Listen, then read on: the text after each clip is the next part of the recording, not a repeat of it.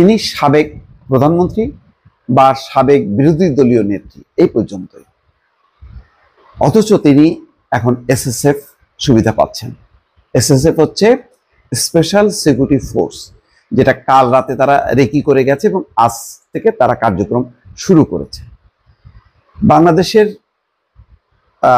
যারা এসএসএফ সুবিধা পান তেমনটা হচ্ছে মূলত দুজন ব্যক্তি, একজন হচ্ছে রাষ্ট্রপতি, আরেকজন হচ্ছেন প্রধান উপদেষ্টা, যিনি প্রধানমন্ত্রীর পদমর্যাদায়, এই দুইজন পান। এছাড়া ভিভিআইপি বিদেশি অতিথি যখন কেউ আসেন কোনো দেশের সরকার বা রাষ্ট্রপ্রধান, তখন এসএসএফ নিরাপত্তা দেয়। সেই ক্যাটাগরিতে আজকে বেগম খালেদা জিয়া কত বছর পর সেই নিরাপত্তার সুবিধাটা পাচ্ছে। আজকে বলতে হয় যে শেখ হাসিনা কিন্তু এখনো জীবিত আছেন। তিনি দিল্লি থেকে নিশ্চয়ই দেখছেন যে যেই মানুষটাকে তিনি চরম অপমানিত করেছেন, চরমভাবে অবহেলা করেছেন, যার বাড়ি থেকে উচ্ছেদ করে দেওয়া হয়েছে, যিনি বলেছেন, যেই নেত্রী বলেছেন যে তিনি এক কাপড়ে বেরিয়ে আসতে বাধ্য হয়েছেন, শেখ হাসিনা তাকে বাড়ি থেকে উচ্ছেদ করেছে। শুধু বাড়ি থেকে উচ্ছেদ করেই ক্ষান্ত হননি, জেলে পর্যন্ত পুরেছেন। বলেছেন যে খালেদা জিয়া এতিমের টাকা মেরে দিয়েছে। তিনি বলেছেন যে প্রতিদিন তো শুনি মরে মরে, মরে তো না, বয়স তো কম হলো না। মনে আছে লন্ডনে তার দম্ভক্তি? আজকে কোথায় শেখ হাসিনা? আজকে সেই শেখ হাসিনা দিল্লিতে আছে, নীরবে নিভৃতে। মোদী সরকার বা ভারত সরকারের দয়ায় তাকে বেঁচে থাকতে হয়েছে। বাংলাদেশের মানুষ তাকে তাড়িয়ে দিয়েছে, তিনি পালিয়ে গেছেন। তিনি পালিয়ে দিল্লিতেও তিনি ঘোরাফেরা করেন না। দিল্লিতে একটা নিরাপত্তা জোনে তাকে নেহায় দয়া করে রেখেছে।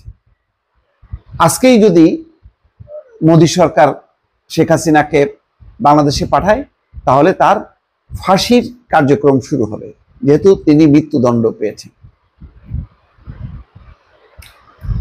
এসএসএফ তো দূরের কথা, শেখ হাসিনা পুলিশের নিরাপত্তা পর্যন্ত প্রত্যাহার করেছে। যে পুলিশ ছিল, সেই পুলিশ ছিল তাকে গার্ড দেওয়ার জন্য, তাকে নিয়ন্ত্রণ করার জন্য, তার নিরাপত্তা নিশ্চিত করার জন্য না, যাতে খালেদা যে কোথাও মুভ না করতে পারে, অর্থাৎ বাধা দেওয়ার জন্য, প্রোটেকশন দেওয়ার জন্য, বা তার চলাচল কোথায় সেটা জানার জন্য তার পুলিশের নিরাপত্তা ছিল। তার জীবনের নিরাপত্তার জন্য শেখ হাসিনা কিছু করেননি। কি দুর্ভাগ্য! আজকে দেখেন শেখ হাসিনা তার জীবনের শেষ সময় কোথায় আছে, কি তার মর্যাদা। আর বেগম খালেদা জিয়া, তিনি এখনো তো জীবিত আছেন, হ্যাঁ, জীবন সংকটে আছেন। এই নিরাপত্তাটা হয়তো আগে দিলে আরো ভালো হতো, কিন্তু তিনি তো দেখে গেলেন, তিনি তো জেনে গেলেন যে রাষ্ট্রপতি, প্রধানমন্ত্রী যে প্রোটোকল পান, তিনি এখন সেই প্রোটোকল পাচ্ছেন। এবং ইতিমধ্যে দেখেছেন যে সেনাকুঞ্জে সশস্ত্র বাহিনী দিবস উপলক্ষে দুইবার কিভাবে সেনা কর্মকর্তারা তাকে সম্মান জানিয়েছে। এটা শেখ হাসিনার জন্য শিক্ষা হওয়ার দরকার ছিল।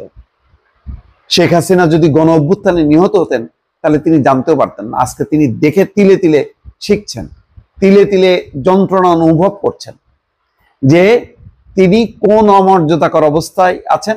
আর খালেদা জিয়া, তিনি প্রধানমন্ত্রী না হয়েও, রাষ্ট্রপতি না হয়েও তিনি আজকে মর্যাদার আসনে আসেন।